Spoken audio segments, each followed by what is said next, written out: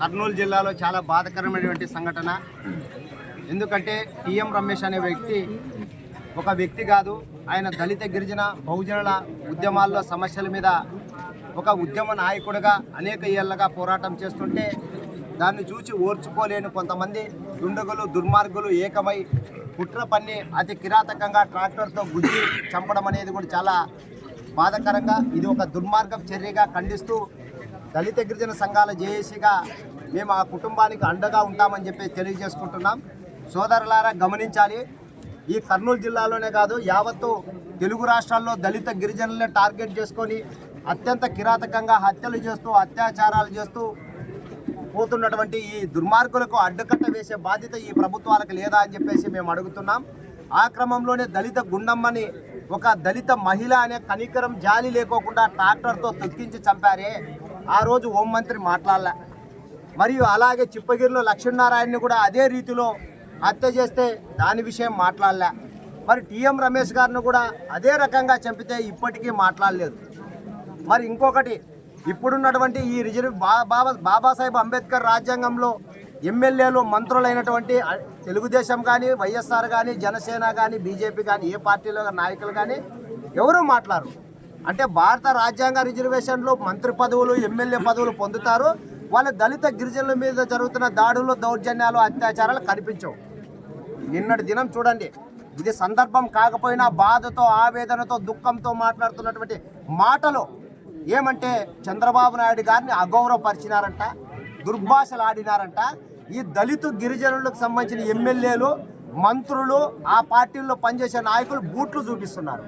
అంటే ఇక్కడ దళితుల్ని అతి కిరాతకంగా రోడ్ల మీద వెంటాడి ట్రాక్టర్లతో లారీలతో గుద్ది మళ్ళీ రాడ్లతో కొట్టి చంపుతుంటే దీనిల మీద మాట్లాడరు ఈ రాజకీయ నాయకులు ఎమ్మెల్యేలు మంత్రులు.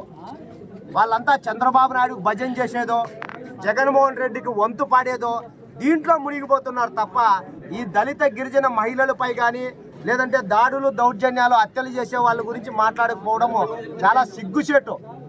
మరి ఇదే విషయాన్ని మనం కుల సంఘాలుగా ప్రజా సంఘాలుగా ఎంతవరకు నిలదీస్తాం? మనం మొట్టమొదట చేయాల్సింది, ఎవరైతే ఈ రిజర్వేషన్లో ఎమ్మెల్యేలు మంత్రుల పదవులు పొందింటారో వాళ్ళు నోటికి తాళం వేసే విధంగా లేదంటే వాళ్ళ నోట్లో మాటలు బయటకు వచ్చే విధంగా గట్టిగా నిలదీయాల్సిన బాధ్యత కూడా మన మీద ఉంది.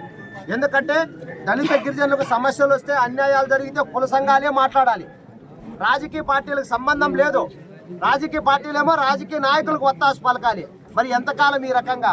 మరి హోంమంత్రి నేను ఒక దళిత హోంమంత్రి అని మాట్లాడుతుంది, మరి చంద్రబాబు నాయుడు ఏమో నేను ఒక దళిత మహిళను హోంమంత్రి చేసినానని గొప్పలు చెప్తున్నారు. ఎవరి కోసం ఎవరి మీద పరిపాలన చేయడానికి, ఏ రకంగా దళిత గిరిజనులు అణిచివేయడానికి వీళ్ళు మంత్రి పదవి ఇచ్చారో అర్థం కావడం లేదు. ఇదంతా కూడా మూలం రాజకీయ వ్యవస్థలో మన పైన అణిచివేత దోపిడీ దౌర్జన్యాలు అనేటివి లోపల కుట్రలు సాగుతున్నాయి. కాబట్టి ఈ చిల్లర నాయకులు ఈ వెధవలు ఈ పోకిరీలు కూడా ఒక రాష్ట్ర నాయకుడు అనే సంగతి కూడా మర్చిపోయి టీఎం రమేష్ని అంత కిరాతకంగా హత్య చేశారు. అంటే సామాన్యుల్లో ఈ రకమైనటువంటి ధైర్యము ఈ రకమైనటువంటి ఉత్తేజమైనటువంటి ఆలోచన ఎట్లా వస్తుంది? ఖచ్చితంగా రాజకీయ నాయకుల ప్రోద్బల్యం అంతర్గతంగా ఉంటుంది కాబట్టి ఈ రకంగా దాడులు చేస్తున్నారు. మరి పోలీసులు అంటున్నాం, అంటే పోలీసులు ఒక్కటే హత్యలు చేస్తున్నారా? పోలీసులు ఈ రాజకీయ నాయకులు కలగలిసి ఈ చిల్లర వెధవలతో ఈ పోకిరీగాలను మన మీద కుసిగొల్పి అదొక డొమ్మి కేసుగానో లేకపోతే వాళ్ళ వ్యక్తిగత గొడవలుగా మార్చే విధంగా అతి ముఖ్యమైనటువంటి జిల్లా రాష్ట్ర స్థాయి నాయకుల్ని చంపేయడానికి పండుతున్నటువంటి కుట్రలను మనం గమనించాలి. ఈ రకంగా గమనించకపోతే మాత్రం మనకు మనమే వాడు మనమలు కొట్టినాడు, మళ్ళీ వాడి మీద మనం కేసు పెట్టినాము లేదా కోర్టు ఏదో తీర్పు చెప్తుందంటే అది కల్లా. ఎందుకంటే కారం చెడు చుండూరు నీరుకొండ తిప్ప సముద్రము దాడులను చూసాం. ఏమైనా ఆ కేసులన్నీ పదుల సంఖ్యలో అంత కిరాతకంగా హత్యలు చేసి గోని సంచుల్లో కుట్టేసి కాలువల్లో పడేస్తే దోషులు కాక నిర్దోషులుగా వాళ్ళు బయట తిరుగుతున్నారు. మరి అట్లాంటప్పుడు టీఎం రమేష్ని చంపిన నిందితులకు శిక్ష పడుతుందంటే ఎట్లా నమ్మాలి? ఖచ్చితంగా ఇప్పటికైనా అన్ని రాజకీయ పార్టీల నాయకులంతా కూడా దళితులు గిరిజనులు బయటికి రావాలి, ఈ దళిత గిరిజనులపై జరుగుతున్న అత్యాచారాలను ఖండించాలని చెప్పేసి కూడా డిమాండ్ చేస్తూ, ముఖ్యంగా ఎవరైతే టీఎం రమేష్ హత్యలో భాగస్వామ్యం ఏర్పరచుకున్నారో వాళ్ళందరినీ గుర్తించి వాళ్ళకి వెంటనే రౌడీ షీట్ ఓపెన్ చేయాలి, ఈ జిల్లా బహిష్కరణ కూడా వెంటనే చేయాలి. లేదంటే మాత్రం మరింత మంది వాళ్ళే హీరోలు అవుతారు, వాళ్ళే రేపు రాజకీయ నాయకులు అవుతారు. ఈ గ్రామంలో ఎవరైతే టీఎం రమేష్ని చంపినారో వాళ్ళని రేపు ఈ రాజకీయ పార్టీలు రాజకీయ నాయకులుగా కూడా చేసే రోజు ఇప్పుడు మన కళ్ళతోనే చూస్తాం మనం. మరి ఎంతకాలం ఇదంతా?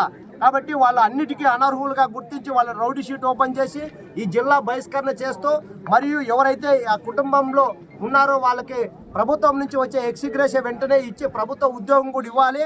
మరి ఇది ఇంతకుముందు మా పెద్దలు చెప్పినట్లుగా ఈ టీఎం రమేష్ హత్య చివరిది కావాలని చెప్పేసి కూడా తెలియజేసుకుంటూ, దీనికి హోంమంత్రి గారు వెంటనే ప్రత్యేకమైనటువంటి ఒక కమిషన్ వేసైనా కూడా విచారించి నిందితులను శిక్షించాలి. లేదంటే ఇదంతా కూడా కూటమి ప్రభుత్వానికి ఒక పాపంగా మిగులుతుంది. ఆ రోజు మీరు తగిన మూల్యం చెల్లించుకుంటారని చెప్పేసి తెలియజేసుకుంటున్నాం. జై భీమ్.